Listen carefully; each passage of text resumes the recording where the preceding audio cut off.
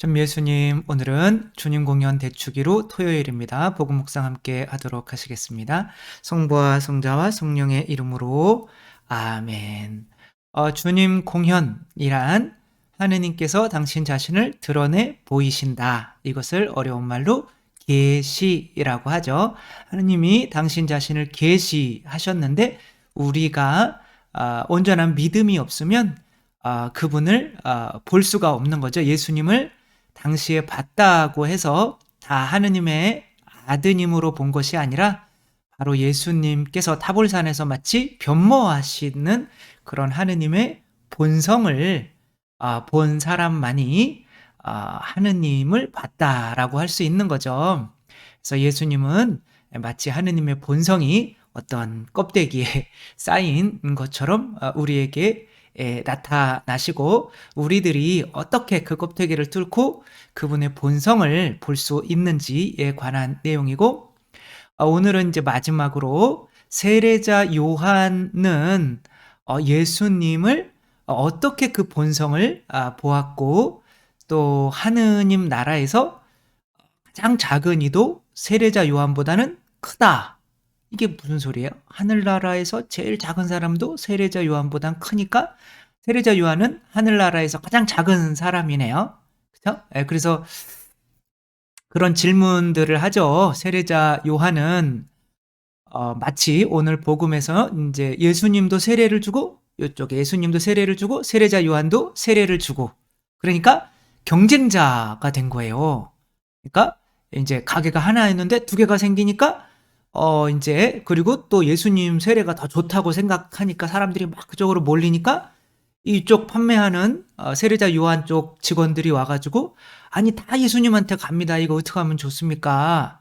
이렇게 얘기하니까 뭐 어차피 괜찮아 난 망해도 돼. 뭐 이런 약간은 그래도 경쟁자 뭐 이런 것으로 나오고, 나중에 또 제자들을 당신이 메시아 맞습니까? 라고 약간 의심하는 듯이 좀 확인하러 보내기도 하고, 이런 면에서 그리고 결정적으로는 이 세례자 요한이 경쟁자인데 옆에 가게 안 가잖아요. 그쵸? 그래서 예수님을 안 만나러 가요. 메시아로 세상에 오셨는데, 그런 면에서 세례자 요한은 조금 요즘에 믿음이 없는 사람, 하늘나라에서 정말 들어갔어도 제일 작은 사람, 뭐 요 정도로 취급돼야 되지 않은가? 라고 하는데, 그거는 아니죠. 그쵸? 그래서 우리들이 오늘 세례자 요한을 이해하면서 우리도 어떻게 보면 예수님과 가깝지 않은 것 같은데도 예수님의 사랑을 가장 많이 받을 수 있는 사람이 어떻게 하면 될 수 있을지에 대해서 또 한번 묵상해 보도록 하겠습니다. 요한이 전한 거룩한 복음입니다. 그때 예수님께서는 제자들과 함께 유다 땅에 가시어 그곳에서 제자들과 함께 머무르시며 세례를 주셨다. 요한도 산림에 가까운 에논에 물이 많아 거기에서 세례를 주고 있었다. 그리하여 사람들이 가서 세례를 받았다. 그때는 요한이 감옥에 갇히기 전이었다. 그런데 요한의 제자들과 어떤 유다인들 사이에 정결례를 두고 말다툼이 벌어졌다. 그래서 그 제자들이 요한에게 가서 말하였다. 스승님, 요르단강 건너편에서 스승님과 함께 계시던 분, 스승님께서 증언하신 분, 바로 그분이 세례를 주시는데 사람들이 모두 그분께 가고 있습니다. 그러자 요한이 대답하였다. 하늘로부터 주어지지 않으면 사람은 아무것도 받을 수 없다. 나는 그리스도가 아니라 그 앞분에 앞서 파견된 사람일 따름이다. 하고 내가 말한 사실에 관하여 너희 자신이 내 증인이다. 신부를 차지하는 이는 신랑이다. 신랑 친구는 신랑의 소리를 들으려고 서 있다가 그의 목소리를 듣게 되면 크게 기뻐한다. 내 기쁨도 그렇게 충만하다. 그분은 커지셔야 하고 나는 작아져야 한다. 주님의 말씀입니다. 그리스도님 찬미합니다. 네, 여러분들은 신랑의 신부가 되고 싶으세요? 아니면 신랑의 친구가 되고 싶으세요? 근데 세례자 요한은 우리는 교회는 그리스도의 신부잖아요. 그렇죠? 근데 세례자 요한은 그 친구래요. 그러니까 신부 그리스도 교회 밖에 있는 거죠. 어떻게 보면 나는 교회 밖에 있어 거의 그런 뜻이에요. 그러니까 이게 도대체 무슨 뜻인가? 이 겉보기로는 정말 예수님과 멀어도 너무 먼 어떻게 보면 막 경쟁자처럼 여겨지고 예수님께는 삐져가지고 잘 안 가고 보러 안 가고 제자들이나 보내서 당신 맞냐 뭐 이렇게 물어보는 요런 모습을 가지신 분을 우리가 정말로 이렇게 존경하고 해야 되는 거냐? 개신교에서도 비슷한 말을 이제 들은 기억이 나요. 개신교 어떤 분이 하는데 하느님과의 관계는 우리가 행동을 어떻게 했는지에 있지 않다. 물론 그것도 아주 틀린 말은 아니에요. 그렇죠? 우리가 이 세상에서 제가 여러분들한테 이렇게 강론을 매일 하고 있다고 해서 그 봉쇄수도원에 거기 안에서 아무것도 안 하신 그런 분들보다 제가 착한 일을 많이 했다고 외적으로는 그래서 제가 더 하늘나라에서 높이 평가받을까요? 그건 아니거든요. 그죠? 그래서 하늘나라에서 높이 평가받는 건 분명히 예수님과 얼마나 가까우냐, 얼마나 예수님을 사랑하느냐, 그것으로 표현을 한단 말이에요. 근데 이분은 그러나 이분 자서전인가요? 여기에서 나는 예수님이 나타나서 그 수도회를 세워라라고 하는 그때 예수님을 한번 체험하고 죽을 때까지 예수님이 나타나지 않으셔서 마치 예수님이 나를 버리신 것처럼 여겼다. 죽을 때까지. 그래서 그냥 계속 그렇게 메마름 속에서 살았다는 거예요. 그거 봐라. 예수님은 하느님을 의심했지 않냐. 우리는 하느님을 확신하는데. 그러니까 이분은 어쩌면 그렇게 하느님을 믿지 않고 의심했기 때문에 구원을 못 받아서 지옥에 갔을 수도 있다라고 하는 그런 소리를 이렇게 하시는 분들이 있더라고요. 마찬가지인 거죠. 그렇죠? 세례자 요한도 마찬가지인 거고 이분도 마찬가지인 거고 이거를 또 어떻게 이해해야 되나. 또 기도의 단계로 볼 때 관상 기도는 소리기도, 소리기도, 묵상기도, 관상기도 정도로 이렇게 나눌 수가 있잖아요. 그러니까 그게 이제 정화, 조명, 일치 이렇게 영성의 단계란 말이야. 근데 마더 데레사는 굉장히 높은 수준의 어떤 그런 기도를 하시지는 못하셨을 것 같아요. 그리고 보면 그렇게 그분이 말씀하신 거나 이런 게 아주 이렇게 묵상 기도를 많이 한 분 같진 않아요. 그리고 이분의 사진을 보면 대부분 묵주 들고 있어요. 그러니까 이분은 새벽에 일어나기는 하셔도 그리고 기도를 같이 하셔도 분명히 수도자들끼리 같이 하기 때문에 그때 같이 하는 기도는 어떤 기도가 많을까요? 소리 기도가 많겠죠. 그렇죠? 그러니까 뭐 독서도 성경도 읽겠고 그다음에 성무일도도 같이 하겠고 묵주기도 같은 것도 같이 하겠고 하다가 보면 그리고 나머지는 다 가난한 이들을 위해서 일하는 데 쏟는단 말이에요. 그러니까 이분은 거의 뭐 묵상기도까지도 제대로 할 수가 없는 상황이란 말이에요. 그러니까 예수님과 가까워지려면 묵상기도 그다음에 관상기도를 해야 되는데 저는 이제 묵상기도를 많이 하죠. 그렇죠? 여러분들한테 뭐 그나마 그래도 뭐 이런 것을 전해 드려야 되는 거니까 도대체 예수님 이거를 통해서 저를 통해서 이들에게 또 저에게 해주시려고 하시는 말씀이 무엇입니까? 라고 이렇게 해서 묵상을 해서 이제 그거를 전해드리는 역할을 하는 거거든요. 따라서 그러니까 순서대로 따지자면 여기 관상기도 하시는 이 수녀님과 그 다음에 묵상기도 하는 저와 그 다음에 소리기도 하는 이 마더 데레사와 실제적으로 예수님과 더 가까운 사람은 누굴까요? 당연히 이거로 따지자면 관상기도 그 다음에 그 다음에 마더 데레사란 말이에요. 그런데 이상하게 마더 데레사는 성녀인데 저는 그냥 신부님이에요. 신부님인 것도 너무 감사하죠. 그런데 그러니까 이게 뭐 어떻게 된 거냐 도대체. 기도의 수준이 높아지면 분명히 예수님과 더 가까워지기는 하는 건데 그건 맞아요. 그쵸? 그런데 예수님이 사랑해 주시는 정도는 오히려 묵주기도만 하는 마더 데레사를 성녀로 해 주셨단 말이에요. 이게 도대체 뭔가? 요렇게 생각하면 쉽죠. 그쵸? 음. 이 우리 몸통이 나잖아요. 그죠? 팔다리가 잘려도 나일 수가 있잖아요. 그러니까 몸통이랑 가까운 거는 요 팔뚝일까요? 요 손일까요? 당연히 팔뚝이죠. 그쵸? 그러니까 팔뚝이 몸통이랑 가까우니까 나는 나랑 더 가까운 이 팔뚝을 더 사랑하겠어요? 이 손을 더 사랑하겠어요? 당연히 다 사랑하죠. 그쵸? 여러분 뭐 이걸 자르면 손도 못 쓰는 거고. 그죠? 또 손이 없다면 뭐 팔이 사실 있어 봐야 뭐 큰 역할을 하지를 못하는 거죠. 근데 실제로 더 신경을 많이 쓰는 거는 나와 떨어져 있는 이 손이란 말이에요. 그쵸?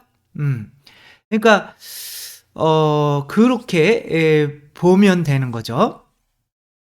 요렇게 보면 쉬울 것 같아요. 그래서 계란, 달걀이요, 달걀. 이 달걀의 세례자 요한은 어떠한 어디 위치에 있었을까요? 세례자 요한은 이 노른자가 바로 예수님이라고 하면, 이 노른자가 예수님이라고 하면 이 흰자는 묵상 기도를 하는 이제 저와 같은 사람들이고, 이 뭐 소리기도, 근데 이분은 이 껍질이 바로 요한이라 껍질이. 그러니까 껍데기는 본질상으로 노른자가 더 본질상으로 노른자와 가까운 거는 당연히 흰자죠. 그쵸? 근데 그 흰자 때문에 그 흰자까지 보호하기 위해서 완전히 그냥 껍질로 쌓여가지고 밖에 온갖 더러운 것들을 다 막아내면서 정말 딱딱하게 이 노른자를 지켜주는 이 껍데기. 그러면 노른자는 이 흰자를 더 자기와 가까운 흰자를 더 좋아해야 될까요? 아니면 자기와 완전히 멀리 있으면서도 자기를 보호해주는 껍데기를 더 사랑할까요? 근데 이 흰자는 저 같은 사람이 묵상을 잘 안 해서 막 이렇게 오염됐다. 그러면 그 오염된 당신과 가까운 이 흰자보다는 이 당신과 멀리 떨어져서 이 껍데기는 노른자와 절대 만날 수가 없어요. 이 중간에 흰자가 있기 때문에. 그럼 예수님과 절대 만날 수가 없는 이 껍데기를 더 사랑할까? 당연히 껍데기가 이렇게 막 충실하지 못한 흰자보다는 충실한 껍데기를 더 사랑하겠죠. 그럼 이 노른자의 뜻은 뭘까요? 노른자의 뜻은 바로 자기들의 역할을 좀 제대로 해줬으면 좋은 거죠. 자기 위치에서, 어떤 위치에서 얼마나 충실하게 사랑하느냐가 바로 하나님께서 우리를 평가하는 기준인 거지. 그쵸? 내가 어떤 기도를 통해서 얼마만큼 가까워지느냐, 그것도 중요하긴 하죠. 그쵸? 근데 그것보다는 하느님께서 심판하시는 거는 내가 너희를 써야 되는 그 위치에서 얼마만큼 충실했느냐인 거죠. 세례자 요한은 경쟁자가 아니라 세례자 요한의 이 세례를 받지 않으면 예수님의 성령의 세례로 건너갈 수가 없는 거예요.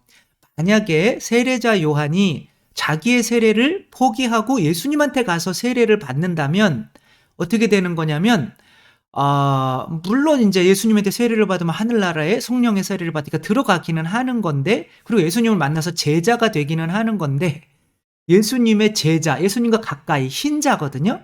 그 예수님과 가까이 있는 제자들까지도 글로 보내기 위해서, 그래서 예수님의 첫 번째 제자들이 세례자 요한을 거쳐서 오는 거예요. 근데 세례자 요한이 그 길로 들어가 버린다면 이거는 마치 이쪽에 일을 하다가 포기하고 중간으로 가는 것과 똑같은 거야.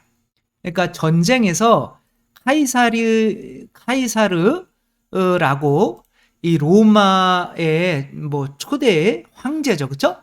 이 사람이 이제 바깥에서 로마를 막 그냥 엄청나게 크게 확장을 시킨 사람이야. 전쟁을 막 독일 쪽 뭐 영국 다 점령했어요. 그리고 났더니 이제 더 이상 점령할 데가 별로 없는 거예요. 그럼 내가 평생 이렇게 이 변두리에서 점령만 하고 살아야 되나?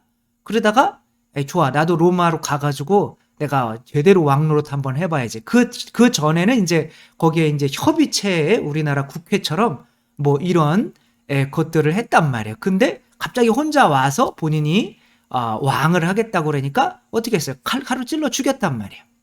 내가 정말 로마를 사랑한다면 로마 안에 예수님을 그 안에 들어와서 예수님께로부터 그런 영광을 바로 받는 것도 중요하기는 하겠지만 그 이 세상에 있을 때는 나에게 맡겨진 그 변두리, 그 로마, 나는 지금 로마가 어떻게 돌아가는지 몰라요. 항상 이 변두리에서 살아가지고. 그러나 거기서 전쟁만 하고 살아가지고 너무 힘들죠. 근데 이 로마 사람들은 그냥 이 사람이 그러다가 죽었다면 영원히 기렸겠죠. 그쵸? 그런 비슷한 사람이 알렉산더 대왕이죠. 알렉산더 대왕은 이제 막 30살 좀 넘어서 죽었죠. 그쵸? 근데 그래서 그냥 그 그리스 제국을 위해서 싸우다가 젊었을 때 죽었단 말이냐. 만약에 그 아테네에 있는 사람들이 그리스 수도에 있는 사람들이 누군가를 부활시킬 수 있는 영광을 줄 수 있는 능력이 있었다면 그 아테네에는 거의 오지는 않았었지만 중앙에 오지는 않았 그 변두리에서 자기를 보호하느냐고 이렇게 정말 피땀 흘려 싸운 이 알렉산더 대왕을 살려냈을까요? 그냥 고생했으니까 죽였을까요? 당연히 고마우니까 다른 사람보다 먼저 살려나겠죠. 그쵸? 따라서 세례자 요한은 하늘나라에서 지금 상황으로는 당연히 예수님을 의심하는 사람들 혹은 내 자아를 섬기는 사람들 혹은 세속육신 마귀를 좋아하는 사람들 그들과 맞닿는 껍데기란 말이에요. 그들과 맞닿아서 그들의 입장이 돼서 그들을 안쪽으로 들여보내는 역할을 맡은 사람이란 말이에요. 그래서 세례자 요한은 너희들을 내가 하는 얘기 잘 들었잖아. 나는 그리스도가 아니요. 그리스도가 길을 닦으라고 미리 파견된 자야. 그러니까 이분은 자기의 소명을 명확히 알았어요. 그래서 이분은 예수님께 가서 바로 뭐 영광을 받거나 그런 거 아니. 이 세상에 있으면서 끝까지 자기가 변두리를 지킨 분이란 말이에요. 그런 입장에서 당신을 지켜주고 당신 사도들을 지켜주는 이 제자들을 지켜주고 교회를 지켜주는 이 변두리에 있는 세례자 요한, 우리가 겉보기에는 의심하는 것 같고 막 이런 것 같지만 그리고 사람들한테 막 마귀 들렸다 뭐 이런 얘기도 듣지만 실제로는 이분이 당신의 소명에 충실하기 때문에 뭐 기도가 어떤 수준이든 간에 이분은 그 당신 소명의 충실성에 따라서 당신을 사랑한다는 것이 증명이 되고 하늘나라에서는 예수님께서는 나중에 끝나고 나서는 그만큼 큰 영광을 주실 수밖에 없는 거죠. 여기에서 정말 하늘나라에 있는 이 안으로 들어온 사람보다 가장 작은 사람이다라고 하는 게 실제적으로 작다는 게 아니라 그 변두리에 있다는 거예요. 그러나 하늘나라에서는 그 어디에 있던 간에 거기에서의 역할을 충실한 사람이 바로 그만큼 더 큰 영광을 받게 된다. 따라서 저 같은 경우도 관상으로 계속 가고 싶은데 시간이 별로 안 나요. 왜냐하면 저는 기도를 하는 거로 뭐 강론도 써야 되고 뭐도 준비해야 되고 뭐도 준비해야 되고 그 묵상 기도로 거의 다 써버리기 때문에 정말 아주 주일 같은 때 그냥 이렇게 아무것도 이렇게 안 하고 그냥 기도만 할 때는 관상을 하려고 노력은 하지만 그 전에는 대부분은 다 묵상 기도를 할 수밖에 없어요. 그러니까 그렇게 묵상 기도를 한다고 해서 내가 관상하는 그런 사람들보다 못하죠. 못한 건 맞지만 그래도 이제 그걸 관상도 하려고는 해야죠. 그렇게 하는 거는 맞지만 이 항구가 예수님이잖아요. 그리고 이렇게 뭐라 그래요? 이렇게 뭐 돌로 쌓아가지고 파도가 안 치게 만든 그리고 이 끝에 있는 등대가 바로 뭐예요? 세례자 요한인 거죠. 그쵸?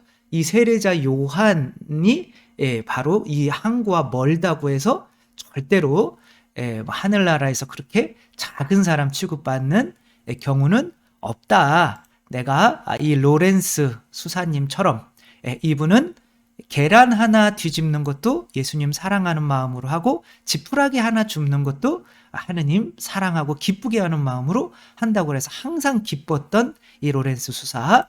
그리고 흑인으로서 수도원에 돈이 없어지자 제가 노예니까 나를 팔아서 재정을 충당하세요 라고 했던 이제 혼혈인데 스페인과 이제 마르티노 데 포레스라고 이제 이분이 뭐 빗자루질만 하고 했다고 해서 이분들의 영성이 이제 뭐 그래서 중요한 거는 예수님께서 당신을 사랑하는 만큼 우리를 사랑해 주신다.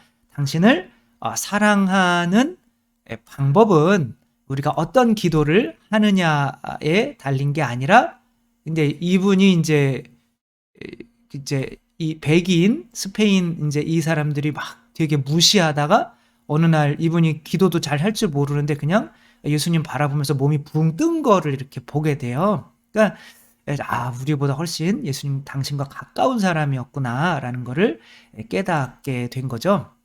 그러니까 우리들도 우리가 있는 위치에서 정말 예수님의 뜻이 충만히 이루어질 수 있도록 하는 것이 예수님을 더 사랑하는 거고, 그것으로 또 그 힘을 얻기 위해서 기도를 하는 거지만 그것으로 우리가 평가된다는 거를 또 명확히 알면서 세례자 요한 뭐 나보다 하늘나라 가면 낮게 있겠지? 장담하건대 우리 모두보다 훨씬 위에 있을 수밖에 없으신 분, 그 이유는 바로 당신에게 맡겨진 소명이 무엇인지 명확히 깨달았고 그 하느님의 뜻대로 그 소명을 완벽히 물론 기도를 하셨겠죠. 그렇죠? 기도의 힘으로 수행했기 때문에 그런 것을 받은 사람이라는 거, 우리가 예수님을 만나게 되는데 비록 실제적으로 예수님과 멀리 있어도 예수님의 뜻을 따르고 있으면 그분의 존재가 마치 달걀의 노른자처럼 그 뜻을 따르는 사람 가운데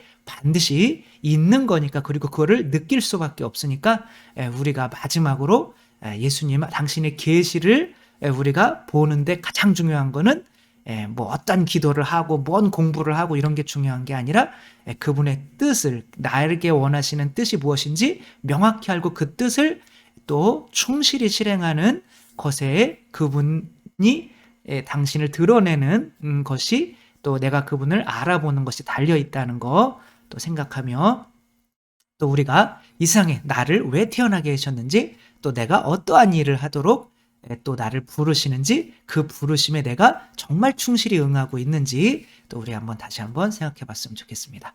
주님께서 여러분과 함께 전능하신 천주 성부와 성자와 성령께서는 여기 모인 모든 이에게 축복을 내리시어 길이 머물게 하소서. 주님과 함께 가서 복음을 전합시다. 하느님 감사합니다. 성부와 성자와 성령의 이름으로 아멘. 감사합니다. 사랑합니다.